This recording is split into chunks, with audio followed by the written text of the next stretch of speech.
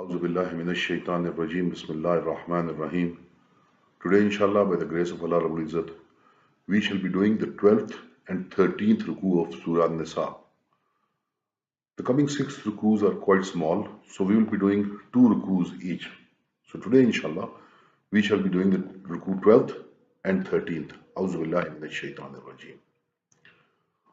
How is it with you that there are two opinions among you concerning the hypocrites, whereas Allah has turned them back to their former state because of the evils they have earned?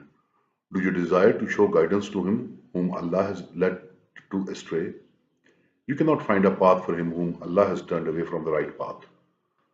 They really wish that you should also become disbelievers as they themselves are, so that both may become alike. So you should not take friends from among them unless they migrate in the way of Allah. And if they do not migrate, then seize them wherever you find them and slay them, and do not take any of them as friends and helpers. However, those hypocrites are accepted who join the people who are allied to you by a treaty. Likewise, those hypocrites are accepted who come to you and are averse to fighting either against you or against their own people. Had Allah willed, He would have given them power over you, and they also would have fought against you. Therefore, if they leave you alone and desist from fighting against you and make overtures for peace to you, in that case Allah has left you no cause for aggression against them. You will also find another kind of hypocrites who wish to be at peace with you and also at peace with their own people, but who would plunge into mischief whenever they get an opportunity for it.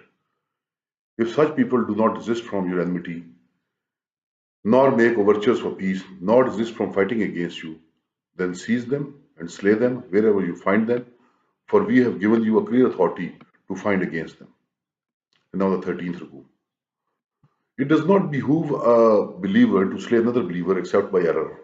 And if one slays a believer by error, he must set free one believing slave as expiation and pay blood money to the heirs of the slain person unless they charitably forego it.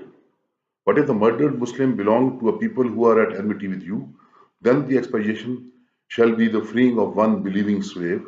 And if the slain person belong to a non-Muslim ally of yours, then the blood money must be paid to his heirs, and a believing slave has to be set free. But if one could not afford a slave, then he must fast 2 consecutive months. This is the way enjoined by Allah for repentance. Allah is all-knowing, all-wise. As regards the one who kills a believer willfully, his recompense is hell, wherein he shall live forever.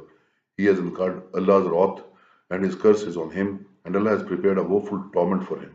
O believers, when you go to jihad in the way of Allah, discern between friend and foe. And if one greets you with a salutation of peace, do not say to him abruptly, "You are not a believer." If you seek worldly gain by this, Allah has abundant spoils for you. Remember that you yourselves were before this in the same condition. Then Allah showed His grace on you. Therefore, you should discern well, for Allah is fully aware of what you do. Those people from among the Muslims who stay at home without any genuine excuse are not equal in rank with those who exert their utmost with their lives and wealth for the cause of Allah. For Allah has assigned a higher rank to those who exert their utmost with their lives and wealth than those who stay at home. Though Allah has promised a good reward for all, He has a far richer reward for those who fight for Him than for those who stay at home. They have high ranks, forgiveness and mercy from Allah. For Allah is forgiving and merciful. Wa akhiru da'wana, alhamdulillahi rabbil alameen.